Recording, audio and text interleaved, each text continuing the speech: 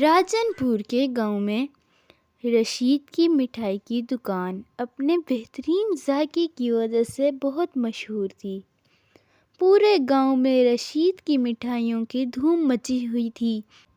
رشید سارا دن گاہکوں کو نمٹاتے تھک جاتا، اس لیے اس نے اپنی مدد کے لیے مٹھو نامی ایک لڑکے کو دکان پر رکھا ہوا تھا۔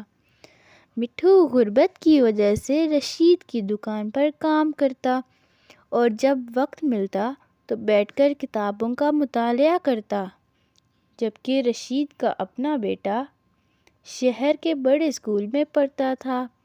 انہی دنوں شہر میں چھٹیاں ہوئیں اور رشید کا بیٹا کچھ دنوں کے لیے چھٹیاں گزارنے گاؤں آیا۔ گرمی بھی بڑھ چکی تھی۔ اب رشید کچھ دیر کے لیے گھر کھانا کھانے اور آرام کرنے جاتا تو مٹھو کی ایمانداری سے متاثر ہو کر اپنی دکان مٹھو کے حوالے کر کے جاتا۔ آج بھی جب جانے لگا تو کہنے لگا، مٹھو بیٹا، میں ذرا تھوڑی دیر کے لیے گھر جا رہا ہوں، پیچھے دکان کا اچھی طرح سے خیال رکھنا، اور اگر کوئی گاہک آئے تو اسے صحیح طرح سے مٹھائی دینا اور پیسے دراز میں رکھ دینا۔ ٹھیک ہے مالک۔ جب رشید چلا گیا تو تھوڑی ہی دیر میں اس کا بیٹا بنٹو بھی دکان پر آ گیا اور مٹھو سے باتیں کرنے لگا۔ اس نے مٹھو کو باتوں میں لگایا اور بہانے سے رشید کے ڈرا سے کچھ پیسے چرائے اور چلا گیا۔ شام کو رشید جب اپنے پیسوں کا حساب کرنے لگا تو اسے کچھ پیسے کم محسوس ہوئے، اسے سمجھ نہ آیا اور پھر وہ سو گیا۔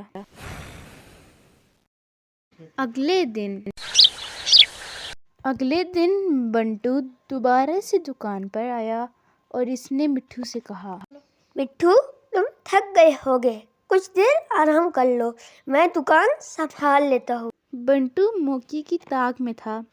مٹھو جیسے ہی آرام کرنے گیا تو اس نے فوراً سے دراز سے پیسے چرائے اور چلا گیا۔ اب روزانہ جب بھی رشید حساب کرتا تو اسے کچھ پیسے کم نظر آنے لگے۔ اسے سمجھ نہیں آ رہا تھا کہ میں مٹھو پر اتنا اعتماد کرتا ہوں اور مٹھو ایسا کیسے کر سکتا ہے۔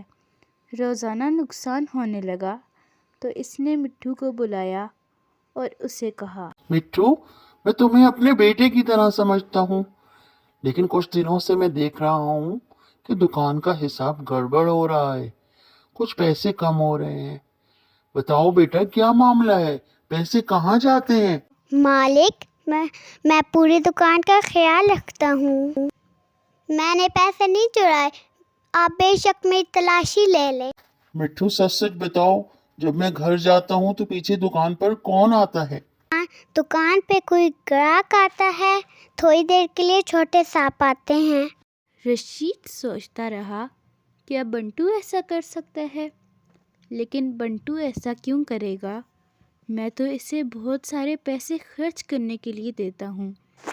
اسے پریشانی میں نہیں سمجھ آ رہا تھا کہ میں چور کو کیسے پکڑوں۔